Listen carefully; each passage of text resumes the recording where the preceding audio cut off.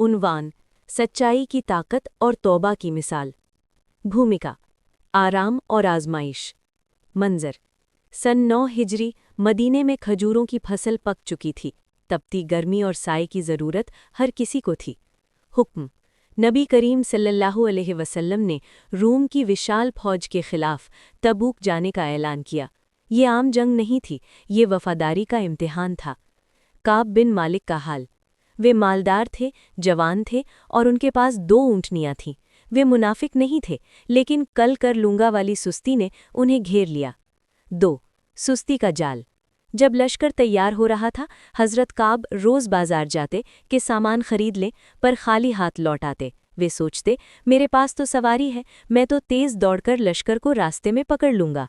लश्कर रवाना हो गया, काब मदीने में अकेले रह गए। अब उन्हें एहसास हुआ कि शहर में सिर्फ बूढ़े, बीमार या मुनाफिक ही बचे हैं। ये अकेलापन उन्हें काटने लगा। 3. वापसी और सच का फैसला। जब नबी सल्लल्लाहु अलैहि वसल्लम वापस आए तो करीब 80 मुनाफिकों ने आकर झूठी कस्में खाईं और बहाने बनाए।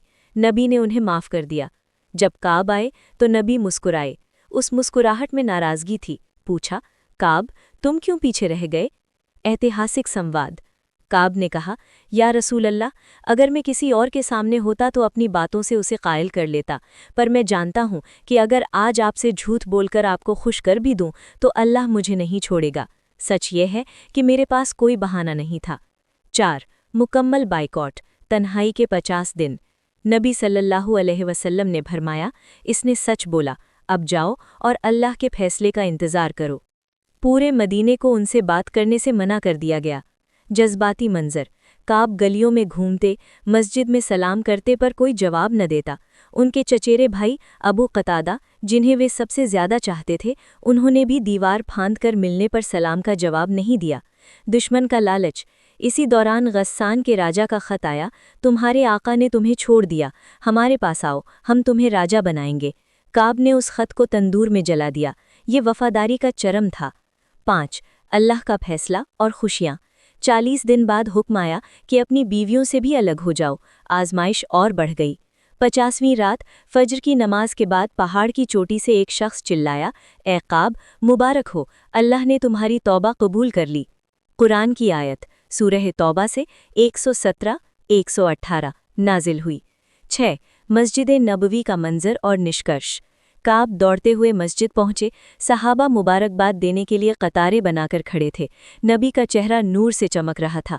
काब ने अपना सारा माल सदका करना चाहा, पर नबी सल्लल्लाहु अलैहि वसल्लम ने कहा, कुछ अपने पास भी रखो। सबक, अंत में कहें कि सच इंसान को शुरू में कड़वा लगता है और तकलीफ देता है, लेकिन अंत में वही निजात यानी मुक्ति दिलाता है। तकरीर को लंबा और दिलचस्प बनाने के लिए कुछ खास बातें। जज्बाती अंदाज। जब आप ये बताएं कि भाई ने भाई को सलाम का जवाब नहीं दिया तो उस वक्त सुनने वालों के दिलों पर असर पड़ता है, इसे थोड़ा ठहर कर कहें। तुलना। आज के दौर से तुलना करें कि हम कितनी आसानी से झूठ बोल देते हैं, जबकि काब ने जानते हुए भी कि सज़ा मिलेगी सच को चुना। कुरान का जिक्र। सोचिए, वो शख्स कितना खुशनसीब था जिसके लिए अर्श से अल्लाह ने आयतें भेजीं। अगर हमारी वीडियो पसंद आई हो तो हमारी वीडियो को लाइक और सब्सक्राइब कीजिए।